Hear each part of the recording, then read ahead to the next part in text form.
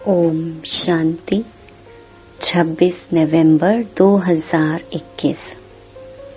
बाबा की महावाक्य। मीठे बच्चे, स्वयं को राजयोगी समझ विकारी संबंधों से ममत्व निकाल दो। सिर्फ तोड़ निभाने के लिए साथ रहो। प्रश्न: तुम बच्चों ने देह भान को भुलाया है, इसका यादगार शास्त्रों में किस रूप से दिखाया है? उत्तर: दिखाते हैं पांडव पहाड़ों पर गल गए, परंतु उनको क्या पड़ी थी जो पहाड़ों पर बर्फ में जाकर शरीर छोड़ेंगे। लौ कहता है, हिमालय के पहाड़ों पर कोई शरीर नहीं छोड़ते, बाकी तुम योग बल से शरीर छोड़ देते हो, देह भान को भूल अशरीरी बनने की प्रैक्टिस करते हो। ओम शांति। रूहानी बाप रूहानी बच्चों को समझाते हैं। समझाते तो हर रोज हैं, फिर भी कई बातें भूल जाती हैं। बच्चों को बुद्धि में यह तो रखना है कि यह संगम युग है। हम संगम युग पर हैं। बाप आते भी हैं संगम युग पर। कलयुग अंत और सतयुग आदि का संगम गाया हुआ है। बुलाते भी इस समय हैं। पतित दुनिया कहा जाता है कलयुग के अंत को, इसलिए और कोई टाइम पर बुलाते नहीं। बाप आएंगे भी नहीं। जब कलयुग का अंत होता है तब ही मुझे बुलाते हैं, बाबा हम पतितों को पावन बनाने आओ। कलयुग के अंत और सतयुग के आदि में आओ। बुलाते हैं परंतु उनको पता नहीं है कि कल्प की आयु कितनी है।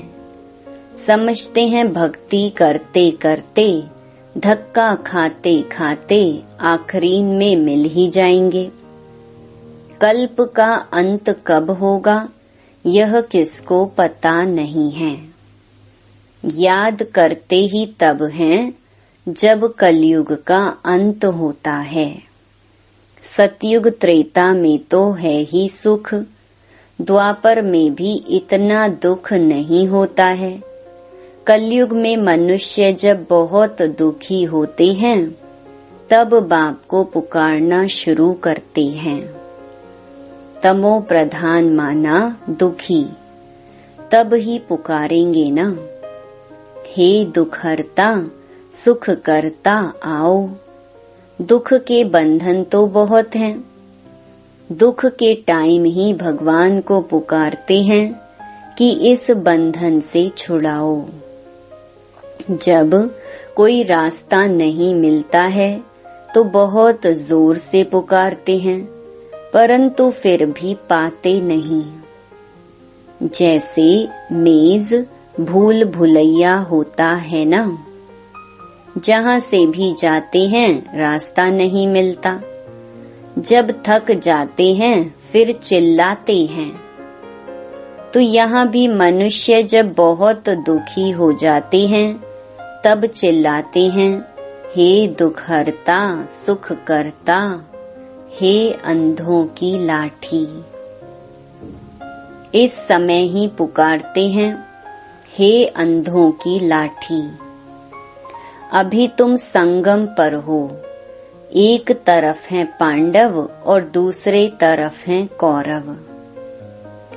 अंधा उनको कहा जाता है जो रचयिता और रचना के आदि मध्य अंत को नहीं जानते हैं।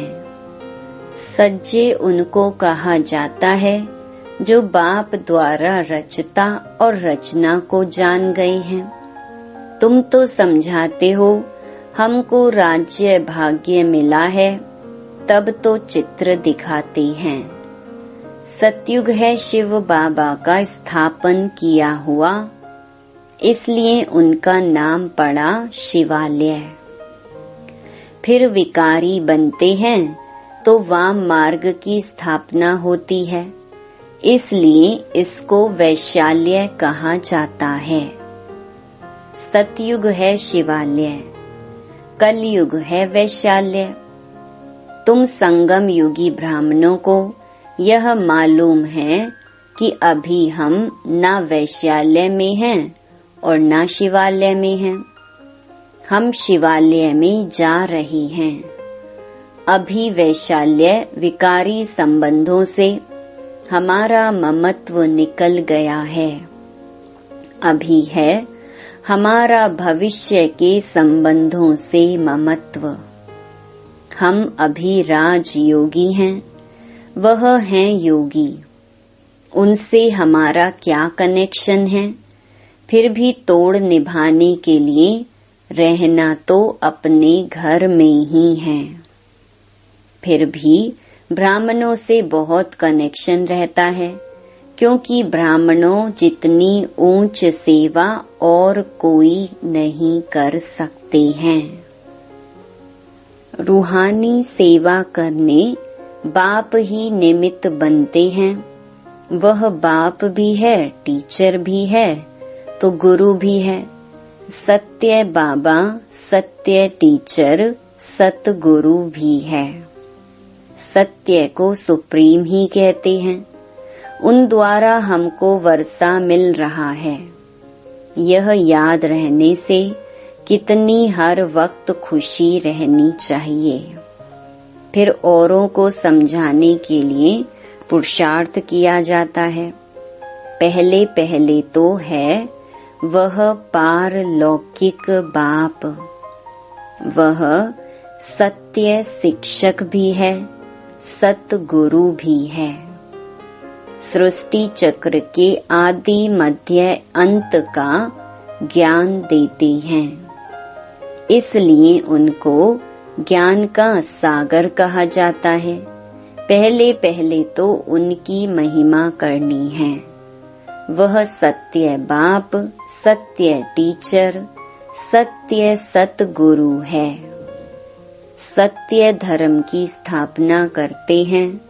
मांगते हैं ना कि एक राज्य हो। वह तो सतयुग में होता है, यहाँ तो हो ना सके। मनुष्य कहते हैं वन वर्ल्ड हो जाए, एकता हो जाए। वर्ल्ड तो एक ही होती है, सिर्फ वर्ल्ड में एक राज्य हो, यह हो सकता है। देवताओं का राज्य था, वहाँ और कोई हंगामे की बात नहीं थी। बेहद का बाप ही आकर राजधानी स्थापन करते हैं। यह भी अब तुम समझ गए हो। बाप ही राजयोग सिखलाते हैं, ना कि श्री कृष्ण। उन्होंने कृष्ण के लिए समझ लिया है। राजयोग सिखलाया ही तब जब राजधानी स्थापन करनी थी। बाकी शास्त्रों में तो है महिमा। सिर्फ महिमा करने से कोई राजयोग सिखलाते हैं क्या? वो गीता आदि जो सुनाते हैं, वह कोई राजयोग सिखलाते हैं क्या? गीता सुनाते हैं, वह तो सिर्फ जो होकर गए हैं उनकी महिमा करते हैं। भगवान ने जिन्हों को सुनाया उन्होंने ही राज्य पद पाया। बाकी यह त्योहार आदि सब भक्ति मार्ग की हैं। मुख्य है ही संगम युग की बात। शिव बाबा आते हैं, शिव जयंती के बाद कृष्ण जयंती। शिव बाबा के आने के बाद जरूर नई दुनिया स्थापन होगी। कृष्ण तो है सतयुग का मालिक। शिव बाबा ने आकर कृष्ण को ऐसा बनाया। एक कृष्ण को थोड़े ही ज्ञान दिया होगा, कृष्णपुरी स्थापन की होगी। आत्मा को तमो प्रधान से सतो प्रधान बनाने के लिए योग सिखाया है। तुम ही फिर सतो रजो तमो में आते हो ना। ऐसे नहीं कि सतयुग में ही तुमको बैठ जाना है। 84 जन्मों का हिसाब भी है। सतयुग के बाद त्रेता जरूर आना ही है। दिन के बाद रात होनी ही है। सतयुग की स्थापना कौन करते हैं, कैसे करते हैं? क्योंकि सतयुग है ही नई दुनिया। बाप कहते हैं हम पुरानी दुनिया बदलते हैं। यह वही महाभारी महाभारत की लड़ाई मोसलों की है। कहते हैं पांडव भी थे, पांडवों की जीत हुई, स्वराज्य मिला है जरूर। तो स्वराज्य में आएंगे ना। शरीर भल कहाँ भी छोड़े, राजाई में तो आना है। लौ कहता है हिमालय पहाड़ों पर कोई शरीर छोड़ते नहीं हैं। योग तो यहाँ ही सीखते हैं। योग बल से ही शरीर छोड़ना है। उनको क्या पड़ी है जो पहाड़ों पर बर्फ में जाकर शरीर छोड़ेंगे? यह भी गपोड़े हैं। जैसे सर्प पुरानी खाल छोड़ नई लेते हैं, वैसे आत्मा भी एक शरीर छोड़ दूसरा लेती है। शांति धाम में जाकर फिर आएंगे सतयुग में। बाबा ने समझाया है, सतयुग में शरीर छोड़ेंगे तो आपे ही अपने समय पर जब शरीर बूढ़ा होता है तब एक शरीर छोड़ दूसरा लेते हैं। वहाँ तो वापस शांति धाम में नहीं जाएंगे। शांति धाम में अभी जाना है। अभी वह प्रैक्टिस की जाती है जो तुम्हारी वह प्रैक्टिस अविनाशी हो जाती है। यहाँ तो प्रैक्टिस इसलिए कराते हैं क्योंकि पुरानी दुनिया को ही छोड़ना है। वहाँ तो नई दुनिया है। स्वर्गवासी शरीर छोड़ेंगे तो स्वर्ग में ही आएंगे। नरकवासी शरीर छोड़ेंगे तो नरक में ही रहेंगे। स्वर्ग में जा न सकें। सतयुग में तो तब जाएंगे जब बाप आकर राजयोग सिखलाए, तब दैवी राजधानी में अर्थात सतयुग में जा सकें। राजा महाराजा का लक़ब यहाँ भी मिलता है, पद दूसरा मिलता है, परंतु नाम वह चलता रहता है, बदल नहीं सकता। कोई कोई का टाइटल कायम कर देते हैं जो पैसे से टाइटल लेते हैं। आगे 1,00,000 2 लाख देते थे तो लक़ब टाइटल मिलता था।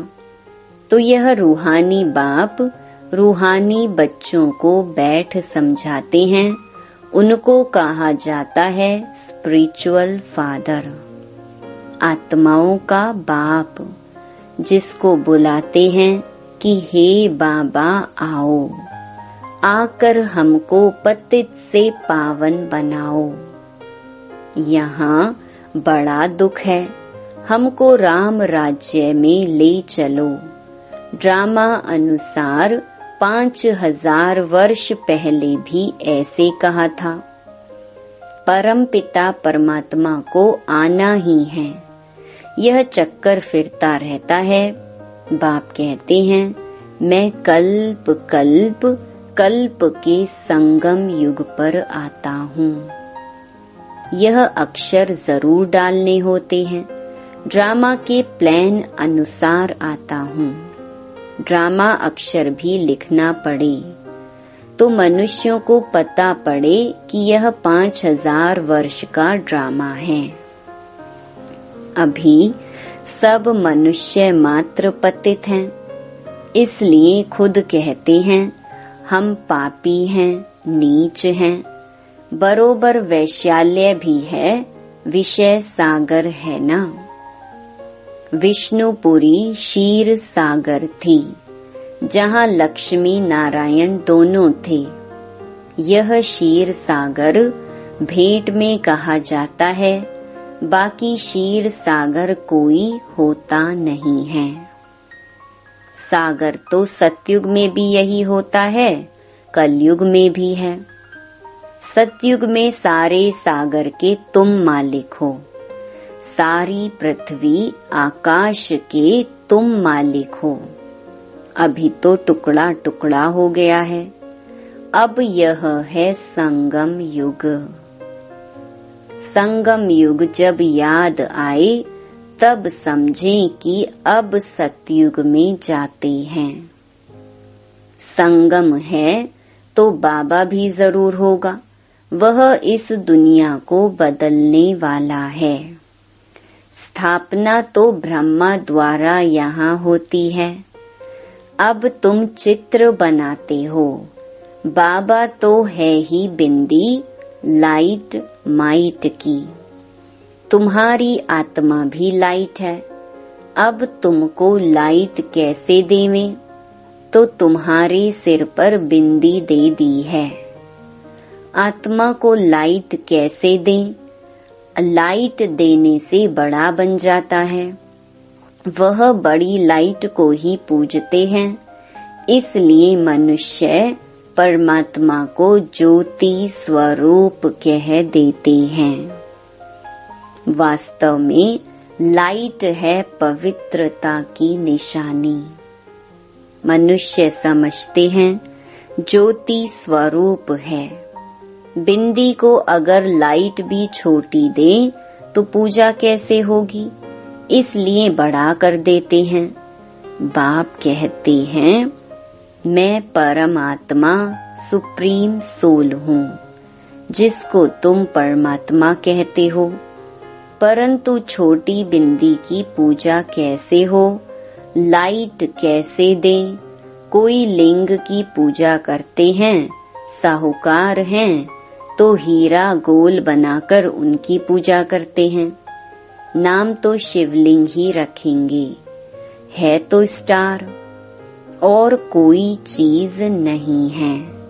यह बड़ी गुह्य बातें समझने की हैं।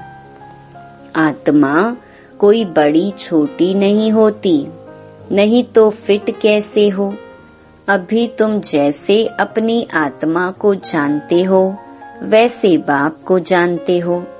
आत्मा बाप को बुलाती है, तुमने अपनी आत्मा को देखा है, तो परमात्मा को कैसे देखेंगे?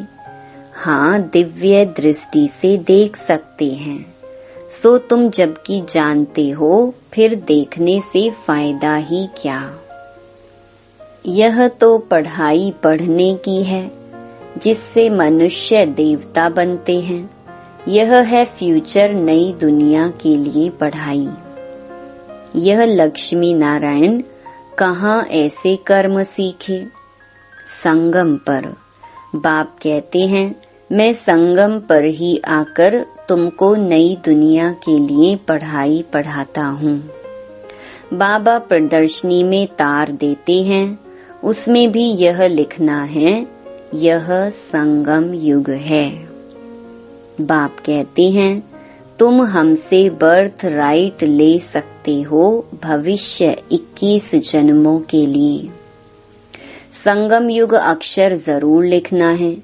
एक्यूरेट जो तार जाती है उसकी कॉपी वहाँ लगानी है। बड़े अक्षरों में लिख देना चाहिए। दिन प्रतिदिन क्लियर होता जाता है। नीचे लिखते ही हैं बाप दादा। शिव बाबा जो आत्माओं का बाप है, वह प्रजापिता ब्रह्मा द्वारा सिखलाते हैं। बाप कहते हैं मुझे शरीर का आधार तो चाहिए ना। शिव तो है निराकार उनको तो अपना कोई शरीर है नहीं। ब्रह्मा विष्णु शंकर तो सूक्ष्म आकारी हैं, बाकी तो सबको शरीर है। बाप कहते हैं मुझे शरीर है कहाँ, परंतु ऐसे तो नहीं कि मैं नाम रूप से न्यारा हूँ। बहुत क्लियर बच्चों को समझाते हैं मैं हूँ निराकार। परंतु जब मैं आता हूँ तो मुझे शरीर जरूर चाहिए। मैं गर्भ में नहीं आता हूँ। मैं खुद बतलाता हूँ कि मैं इस साधारण तन में आया हूँ। यह पहले पूज्य था, अब पुजारी बना है। माला में भी है पहले शिव बाबा, फिर 2 दानी हैं। प्रवृत्ति मार्ग है ना। अभी तुमको पता है प्रवृत्ति मार्ग की ही माला है। जो प्रवृत्ति मार्ग में पतित थे, अब शिव बाबा की मत से पावन बन सृष्टि को पावन बना रही हैं। इसलिए यादगार माला बनी हुई है। रुद्र माला और विष्णु की वैजयंती माला है। ब्राह्मणों की माला नहीं बनती है। कोशिश की थी बनाने की, परंतु बनी नहीं। इसलिए माला बनाना, अव्यक्त नाम देना छोड़ दिया। नाम जो यहाँ के थे वह नाम यहाँ ही छोड़ फिर वही अपना पुराना नाम ले भाग जाते हैं। उनको उस नए नाम से कोई बुलाएंगे नहीं। तो बाप हमारा बाप टीचर गुरु है। ऐसे बाप को तो बहुत लव से याद करना है, परंतु माया ऐसी है जो भुला देती है। इसलिए अवस्था डगमग होती है, मुरझाए पने की फीलिंग आती है। शिव बाबा की याद से फिर खड़े हो जाते हैं। अच्छा, मीठे मीठे सिकिलधे बच्चों प्रति माता पिता बाप दादा का याद प्यार और गुड मॉर्निंग। रूहानी बाप की रूहानी बच्चों को नमस्ते। धारणा के लिए मुख्य सार। पहला, विकारी संबंधों से ममत्व निकाल देना है। भविष्य के नए संबंधों से बुद्धि योग लगाना है। दूसरा, औरों को समझाने के लिए हर वक्त खुशी में रहना है। सत बाप, सत शिक्षक और सत गुरु की श्रीमत पर चल अंधों की लाठी बनना है। वरदान, कोमलता को कमाल में परिवर्तन कर माया जीत बनने वाले शक्ति स्वरूप भव। शक्ति स्वरूप बनने के लिए कोमलता को कमाल में परिवर्तन करो। सिर्फ स्वयं के संस्कारों को परिवर्तन करने में कोमल बनो। कर्म में कभी कोमल नहीं बनना, इसमें शक्ति रूप बनना है। जो शक्ति रूप का कवच धारण कर लेते हैं, उन्हें माया का कोई भी तीर लग नहीं सकता। इसलिए आपके चेहरे नयन चैन से कोमलता के बजाय शक्ति रूप दिखाई दे, तब माया जीत बन पास विद ऑनर का सर्टिफिकेट ले सकेंगे। स्लोगन, त्रिकालदर्शी की सीट पर सेट होकर हर कर्म करो तो माया दूर से ही भाग जाएगी। ओम शांति।